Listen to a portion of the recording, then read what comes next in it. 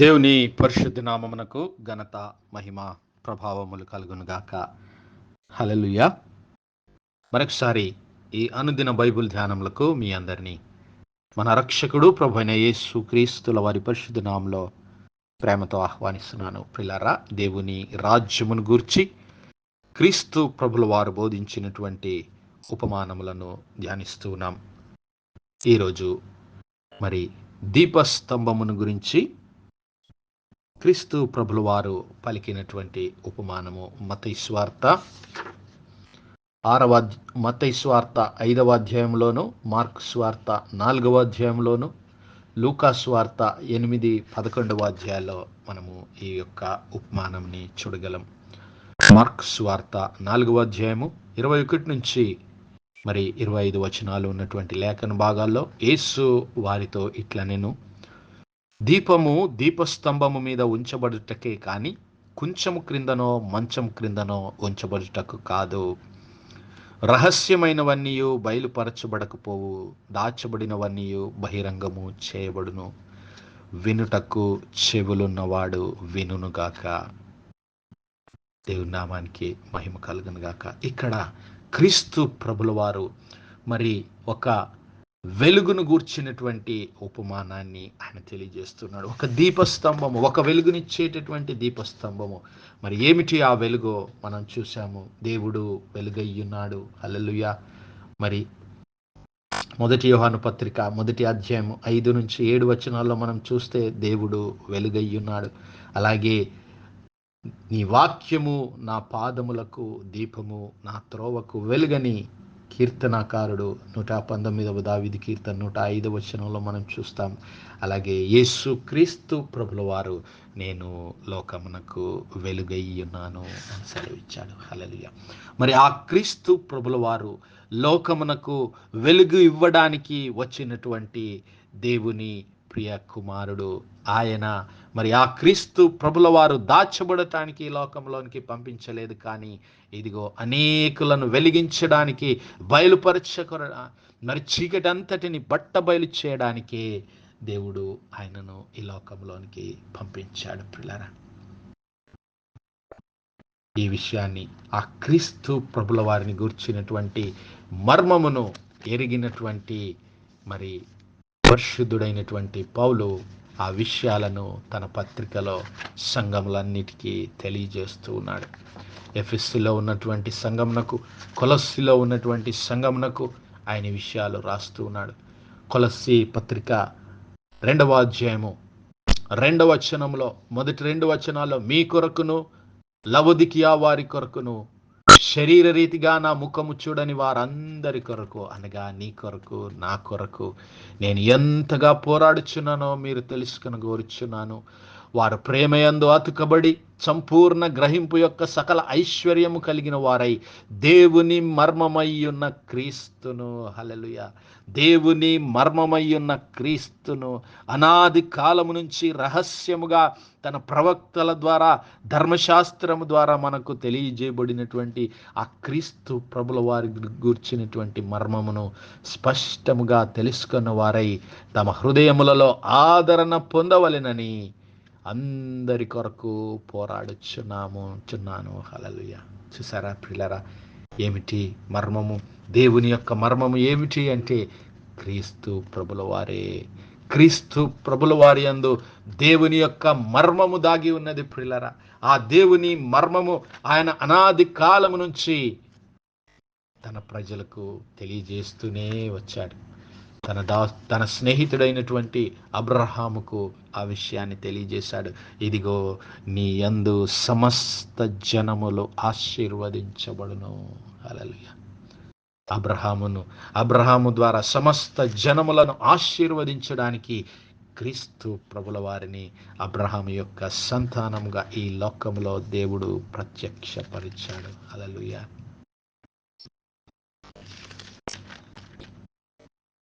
ఎఫెసీ పత్రిక 1వ అధ్యాయం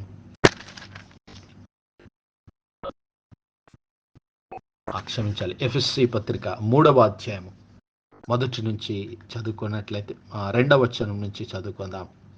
మీ కొరకు నాకు అనుగ్రహింపబడిన దేవుని కృప విషయమై ఏర్పాటును గృహ నిర్వాహకత్వం గూర్చి మీరు విని ఉన్నారు.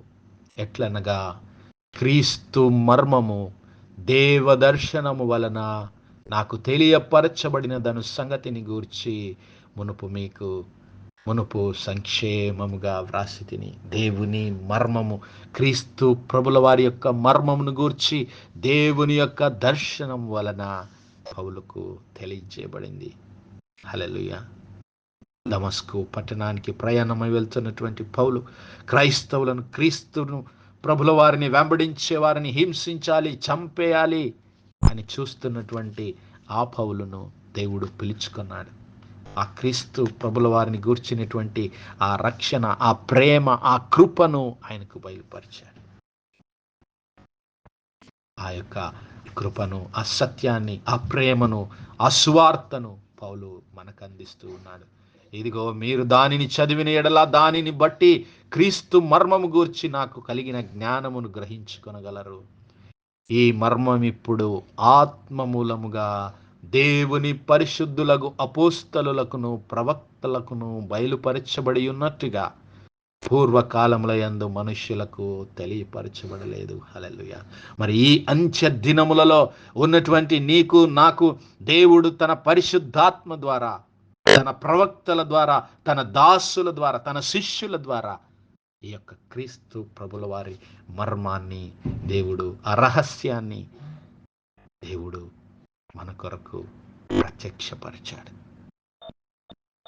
ఆ మర్మమేదనగా అన్యజనులు సువార్త వలన క్రీస్తు యేసునందు యూదులతో పాటు సమాన వారసులను, ఒక శరీరమందలి సాటి అవయవములను వాగ్దానములో పాలివారలునై ఉన్నారనున్నదియే. హల్లెలూయా.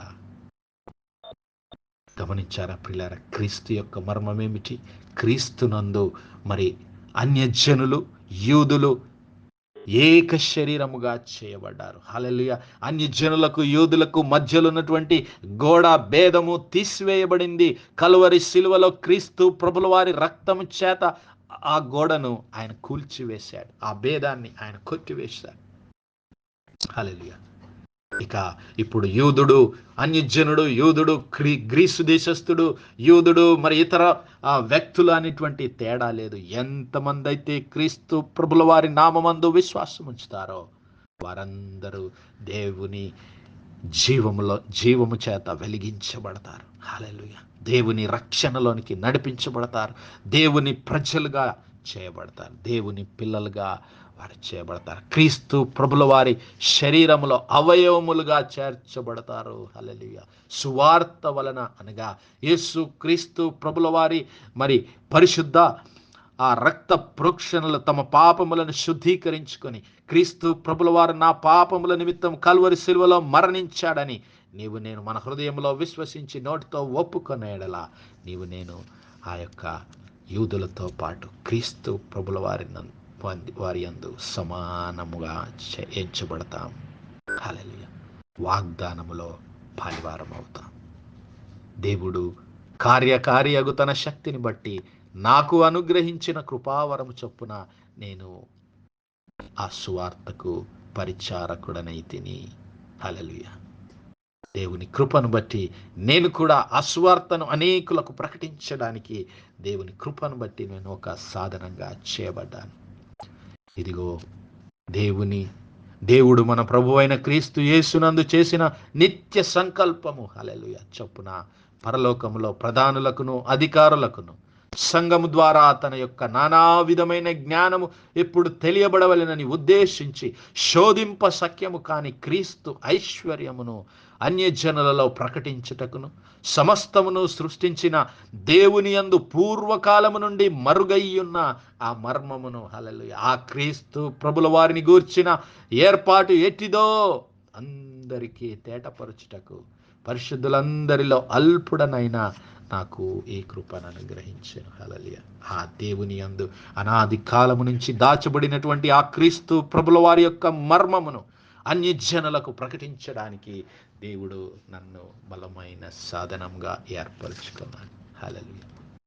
అందుకే దేవుడు అన్యజనులకు సువార్త ప్రకటించడానికి మరి పౌలును పిలుచుకొని ఆయన ద్వారా సువార్తను అన్య జనులలో విస్తరింపచేశాడు. మరి అది కేవలం అన్య జనులకేనా? మరి యూదులకు కూడా ఆ మర్మాన్ని బయలుపరిచాడు. యేసయ్య తన శిష్యులను అడిగినప్పుడు మరి మత్తయి సువార్త 16వ అధ్యాయం 16వ వచనంలో పేతురును అడిగినప్పుడు అక్కడ ఆయన సమాధానం చెబుతూ ఉన్నాడు.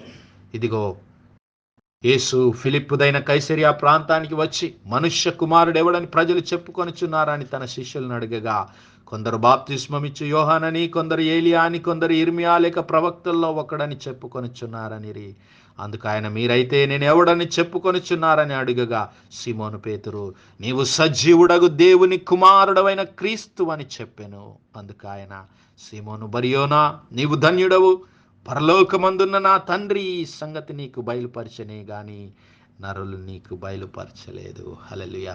పరలోకమందున్న ఆ తండ్రి అయిన దేవుడు ఆ యొక్క శిష్యులకు, ఆ పేతురు గారికి ఆ విషయాన్ని బయలుపరిచాడు. ఆయన సజీవుడైన దేవుని కుమారుడైనటువంటి క్రీస్తు ప్రభుల వారనేటువంటి సత్యాన్ని పేతురు గ్రహించగలిగాడు, శిష్యులు గ్రహించగలిగారు. అందుకే తమ ప్రాణాలను సైతం లెక్క చేయకుండా దేవుని రాజ్య స్వార్థలో వారందరూ పాలిభాగస్తులై దేవుని కొరకు వెలిగించబడ్డారు, దీపములుగా మార్చబడ్డారు. మరి నీవు నేను కూడా క్రీస్తు ప్రభుల వారిని, మరి క్రీస్తు ప్రభుల వారి శక్తి చేత, ఆత్మ చేత వెలిగింపబడి ఈ లోకంలో దీపములుగా దేవుని కొరకు వెలుగొందుదాం. అట్టి కృప, అట్టి ధన్యత దేవుడు మనందరి జీవితాల్లో దయచేయను గాక. ఆమేన్, ఆమేన్, ఆమేన్. ప్రార్థించుకుందాం.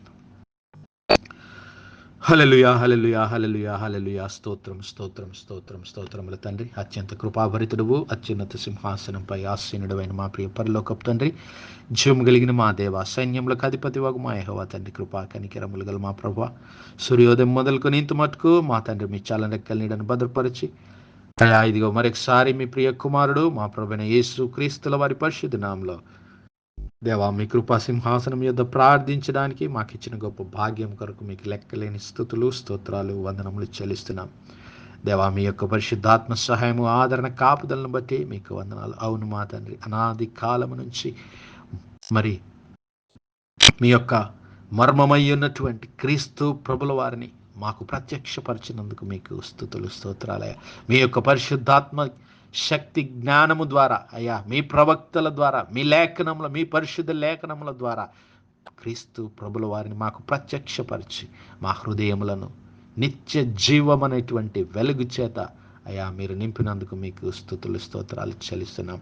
మరి ఆ వెలుగును మా హృదయములలో నింపుకొని, క్రీస్తు ప్రభుల వారు అనుగ్రహించే వెలుగును, మహిమను మా హృదయంలో నింపుకొని అనేకులను మీ వెలుగులోనికి, మీ మహిమలోనికి, మీ రక్షణలోనికి నడిపించబడే దీపములుగా, జ్యోతులుగా అయా ఈ లోకంలో మేము వెలుగొందే కృప మాలో ప్రతి ఒక్కరికి దయచేయమని వేడుకుంటున్నాం. కనికరం గల మా తండ్రి, మరి ఈ వర్తమానాలు వినిచినటువంటి మా ప్రియుల కుటుంబాలన్నింటిని మీరు దర్శించండి ప్రభా.